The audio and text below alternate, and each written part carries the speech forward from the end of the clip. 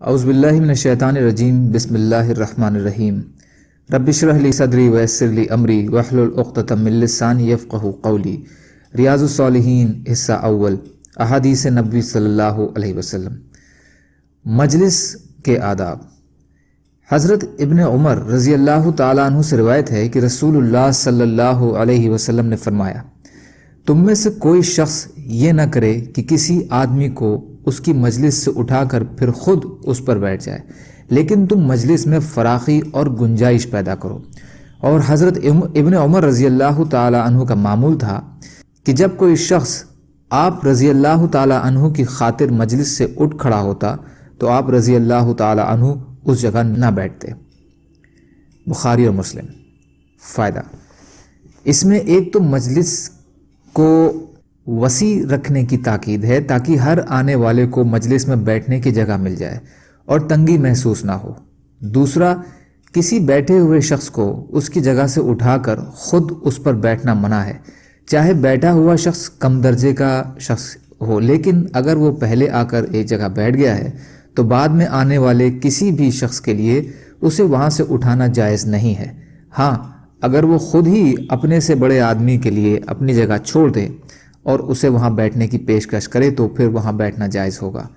حضرت ابن عمر رضی اللہ تعالیٰ عنہ اس صورت میں بھی وہاں نہیں بیٹھتے تھے تو یہ ان کے غائب درجے زہد و تقوی اور احتیاط کا نتیجہ تھا، ورنہ اس کی مناہی نہیں ہے۔ البتہ اس طرح بازار وغیرہ سے کوئی شخص اپنا سودا بیچنے کے لیے کوئی جگہ خاص کر لے تو اس پر اس کا حق پکا ہے اور وہ وہاں آ کر بیٹھنے والے دوسرے شخص کو اٹھا سکتا ہے۔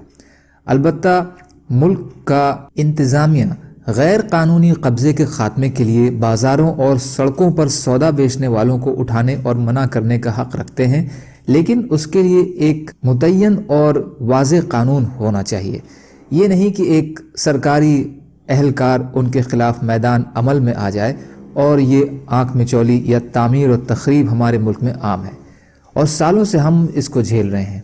کچھ وقت کے لیے بیٹھنے کی اجازت ہوتی ہے اور پھر کسی وقت اچانک ان کے خلاف کارروائی شروع کر دی جاتی ہے۔ اگر بیٹھنے کی اجازت نہیں ہے اور یقیناً نہیں ہے تو پھر اس سے آنکھیں بند کرنے والے افسروں کو سزا ملنی چاہیے، نہ یہ کہ پہلے لوگوں کو سڑک پر اپنا اڈا جمانے کی اجازت دے دی جائے اور پھر ایک دن آ کر اچانک انہیں نیست نابود کر دیا جائے۔ یہ دوغلی پالیسی نہ شرعاً جائز ہے، نہ ادبی اعتبار سے اور نہ قانونی اعتبار سے۔ اس پالیسی نے غیر قانونی قبضوں کی بھرمار کر رکھی ہے، جس سے عوام کو سخت پریشانیاں ہیں۔ سڑکوں پر دکانیں اور ورک شاپ قائم ہیں اور ٹریفک کو چلنے کے لیے جگہ نہیں ملتی۔ کوئی حکومت اس معاملے کو سنجیدگی سے حل نہیں کر سکی اور نہ ہی آئندہ اس کی کوئی امید نظر آتی ہے۔